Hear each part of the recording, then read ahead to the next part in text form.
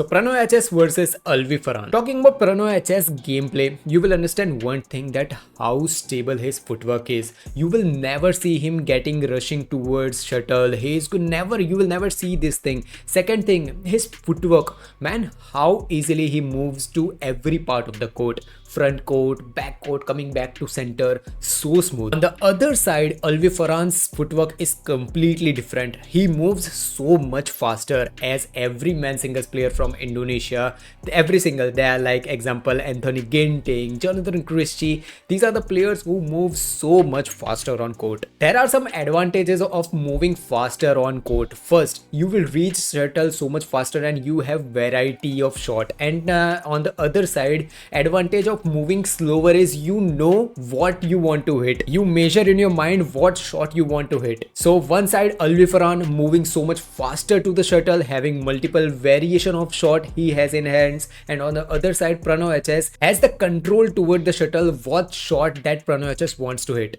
But there are some disadvantages for this thing too. If you are moving so much faster, there are more chances of doing errors. On the other side, if a player is moving so much slow, he or she will not have more variation to the shots. Prannoy HS hold racket till end and make Alwi Farhan guessing which shot Prannoy HS will hit.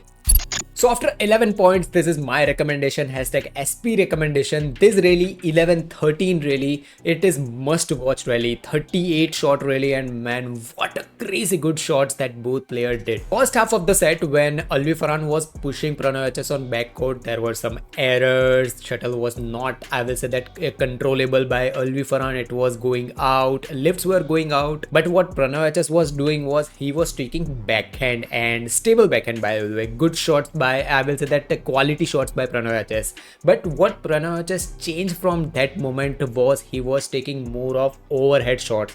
Whenever you do overhead shots, you have the control towards the shot. You know what is going in front of you. Whenever you do backhand, your face goes backwards. So when you hit a shot, you don't know your opponent is standing in net or your opponent standing backwards. But whenever you do an overhead shot, you know shuttle is in front of you, your opponent is in front of you. One more thing that was clearly visible was Alwi Farhan wasn't being able to control the lift. There was some drift maybe in backline where Prannoy HS was playing. So whenever Alwi Farhan was doing lift, it was going out. On the other side, Prannoy HS was reading Alwi Farhan's gameplay way better. He was ready whenever Alwi Farhan was pushing a drive shot, whenever Alwi Farhan was pushing a clear shot, Prannoy HS was ready. And one thing that I observed was how Prannoy HS was reading Alwi Farhan's gameplay.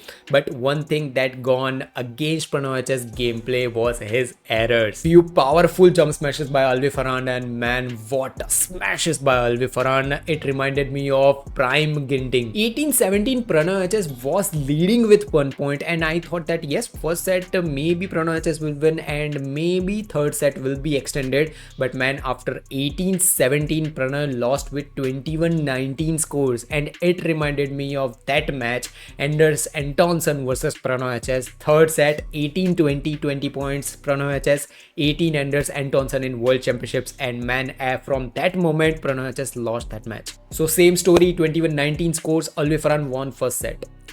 Start of second set, and one thing that I observed was how Alwi Farhan was pushing Prannoy HS towards his backhand. Multiple shots towards backhand and then forcing a forehand shot. One shot towards backhand and one shot towards front court, and this is how Alwi Farhan was doing more strategical gameplay against Prannoy HS. On the other side, what a crazy good jump smashes by Prannoy HS. More angled jump smashes, like around mid-court smashes. Alwi Farhan was not having answer to those smashes. He was unable to defend those. One more strategy that Alwi Farhan was using was doing a crazy powerful smash towards backhand or forehand, doesn't matter. Alwi Farhan will do a smash and then put the shuttle on net. This is the strategy that multiple times Alwi Farhan used it.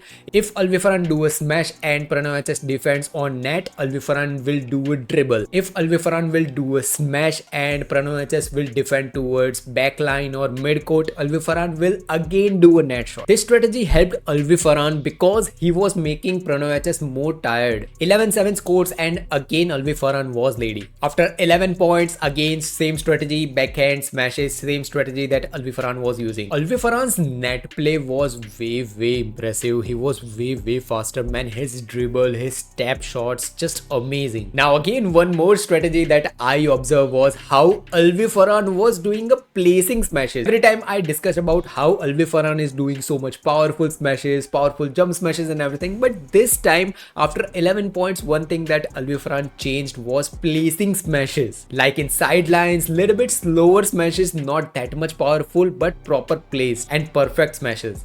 21-19, 21-10, Prannoy HS lost against Alwi Farhan, and I was not expecting Prannoy HS will lose this second set with this ease. I think Alwi Farhan took the gameplay after 11 points and those strategical gameplay by Alwi Farhan when he pushed Prannoy HS in whole part of the game, doing more longer release. This was the part that I think or I observed where Prannoy HS lost against Alwi Farhan. So what are your views regarding this match? Just comment down below. If you want to learn how Victor excels and do those crazy good smashes or jump smashes, you want to know his secret, this video I have decoded that.